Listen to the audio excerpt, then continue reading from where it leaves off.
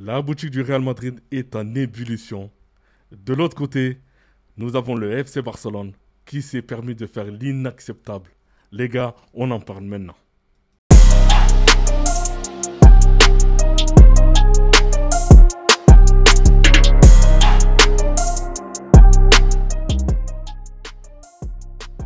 Salut les dribbleurs, j'espère que vous allez bien. C'est parti pour une nouvelle vidéo concernant le Real Madrid. Et on commence avec le journal AS. Vini Madrid a fuego lento. Donc, comme vous le savez, la prolongation de contrat entre Vinicius Junior et le Real Madrid est au ralenti. Donc j'espère qu'on va vite trouver une solution parce qu'on a besoin de Vinicius Junior pour passer une grosse saison du côté de Madrid. Le journal Marca, la fièvre del 10. Donc, comme vous le savez, au moment où je vous parle, le maillot de Mbappé, floqué numéro 10, est en vente partout. Il est en train de tout exploser, les gars. Donc voilà, il y a beaucoup de fans qui avaient le maillot Mbappé numéro 9. Maintenant, il veut Mbappé numéro 10. Des milliers de fans du Real Madrid ont fait la queue dans les boutiques officielles du club pour acheter le nouveau maillot de Mbappé avec le numéro 10. Donc, comme je vous ai dit tout à l'heure, actuellement, c'est la folie à Madrid. Marco Verratti, Kylian Mbappé a soif de succès et il est compétitif. Je suis convaincu que tôt ou tard, il gagnera le Ballon d'Or. Donc j'espère qu'il gagnera le Ballon d'Or. Franchement, là maintenant, c'est sa saison au Real et j'espère qu'il va tout exploser. Donc on verra bien. Des milliers de fans ont fait la queue devant les boutiques officielles du club hier. Donc pour la mise en vente du maillot Mbappé avec le numéro 10. Donc ce que je vous ai dit tout à l'heure, en ligne ou en physique, les ventes sont un gros succès commercial. Donc voilà, il n'y a rien à dire actuellement. Ça se vend comme des petits pains. Vu aujourd'hui dans une boutique officielle du Real Madrid, donc voilà, une dinguerie. On voit un supporter du Barça avec floqué Lamine Yamal numéro 10 qui regarde le celui de Mbappé. Donc moi je vois ça peut-être le futur, les futurs classicos. Donc les duels de numéro 10 entre Mbappé et Lamine Yamal.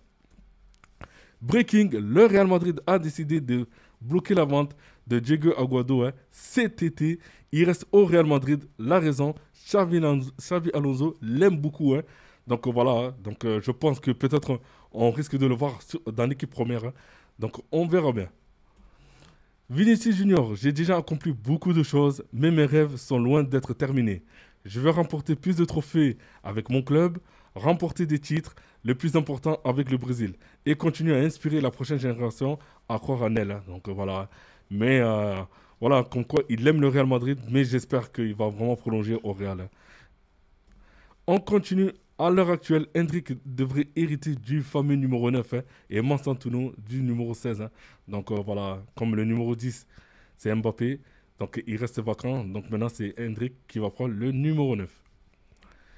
Hendrik a amené son préparateur personnel avec lui pendant sa lune de miel afin d'accélérer sa récupération et convaincre Xabi Alonso. Il n'envisage même pas de quitter le Real Madrid en prêt. Donc comme vous le savez, il veut rester à Madrid, il veut s'imposer. Et vous me dites en commentaire si vraiment il aura sa place cette saison. Donc on verra bien. Le classement des joueurs les plus titrés voilà, en Ligue des Champions. Donc vous le savez, Luka Modric a remporté 6 Ligues des Champions. Toni Kroos, pareil. Nacho Fernandez, Dani Carvajal. Et voilà, après vous avez même Lucas Vazquez, bon, qui en ont 5. Mais voilà, la liste des joueurs qui ont remporté la Ligue des Champions. Du côté du Real, après on a aussi celle du Milan aussi, avec Paolo Maldini et Costa Curta, donc pour ceux qui connaissent et tout. Donc voilà, pourquoi je vous montre cette affiche? Parce que